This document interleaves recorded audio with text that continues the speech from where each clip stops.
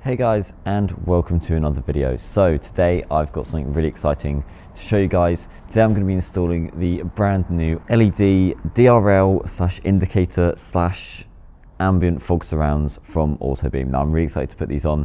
They're going to look super cool.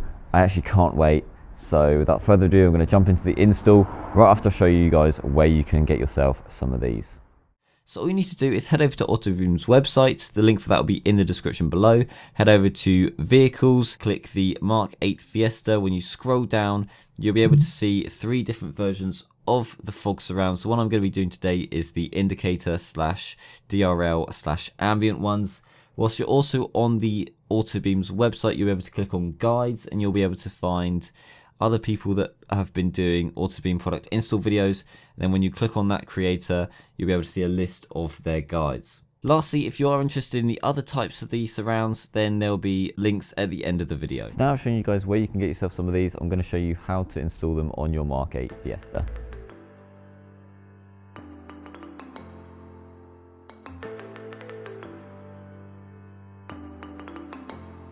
So before we even get to the products, we are first going to have to prep the car. Now to do this, we need to first remove the headlights. You need a T27 Torx bit to remove 2 screws, and then you need a flathead screwdriver to remove a plastic clip.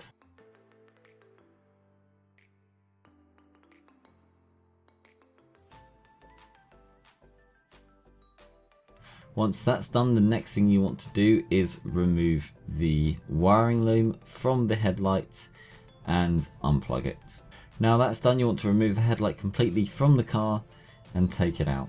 So along the front of the bumper there are a few of these clips. They're quite low down. They should be in line with the fog surrounds because that is what the clips hold on, and you need to remove as many of these as you can. So to do that, you just push them down and push them forward.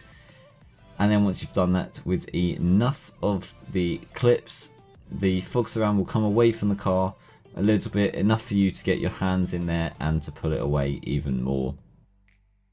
Once you've done that to both sides of the car, you have pretty much done your prep work. You can then go ahead, grab the product and get it fitted. So the product is mainly consisted of this black box with loads of wires coming out of it. And of course you get the fog surrounds as well. Now on the black box you'll notice you have 2 yellow wires and 1 white wire. The 2 yellow wires will be going to your indicators and the white wire will be going to your DRL. The black and red wire next to it will be going to your positive and negative terminals on your battery, and the 2 thick wires coming out the other side of the box will be the ones that lead to the fog surrounds. So moving on, the first thing you want to do is connect your positive and negative terminals on the battery. So you want to take the red wire and connect it to the positive side, and you want to take the black wire and connect it to the negative side. You will need a 10mm socket for this, but it's quite easy to get to and get them on.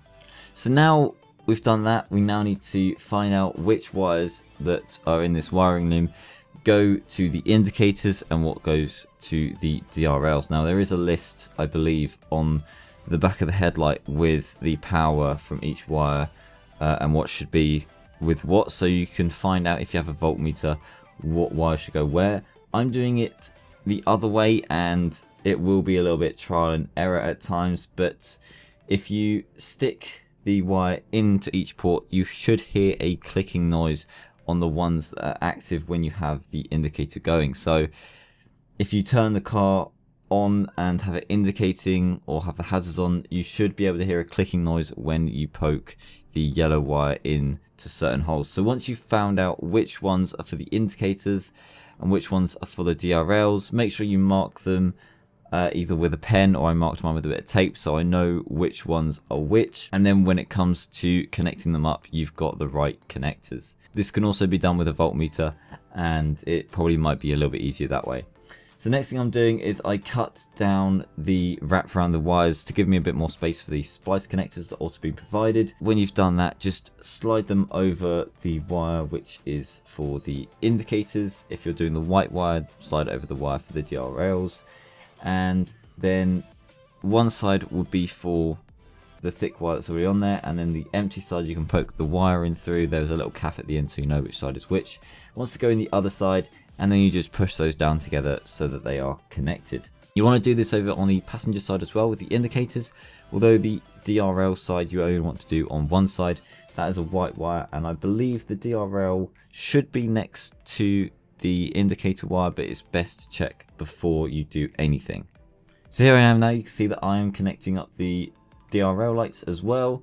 Obviously the other indicator side is going to be different, so again just check the wires before you actually splice them together. So the next bit's really easy. The next bit, you want to connect the light to the power box. So you just push the two connectors that are on the big thick black wires together, and then you have a little plastic screw that goes over the connectors to keep them watertight. You then want to feed that down past the fog light and then through the fog light surround that you've already sort of taken off. Once it's passed through the fog surround, you can then push the fog surround back on the car.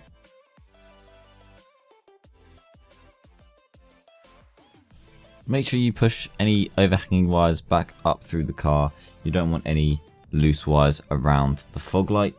Once you've done that, you can put it into place, peel the backing off of the tape, and then push the light into position. Now these are a really good fit. They fit really well. So getting into position shouldn't be too hard, and credits to Autobeam for making such a brilliant product that fits so well. So now that it's fitted, I'm just going to do a little test fit with the lights, but that should be it. Once you're happy, then you can put the lights back into position, fix them back down, and you are done. And they will work with the DRLs, as you can see here, and also with the indicators, as you can see here. Okay, so last but not least is connecting to the product via your smartphone. Now the app you need to download is called Magic LED. Once you turn your Bluetooth on, you go onto the app, you'll be able to find the device in a list. If you just click on the device, which will be your ambient rings, then you can choose from over 200 different modes, different color combinations, static colors, change the brightness, change the speed. There's loads to play around with, and they look really cool.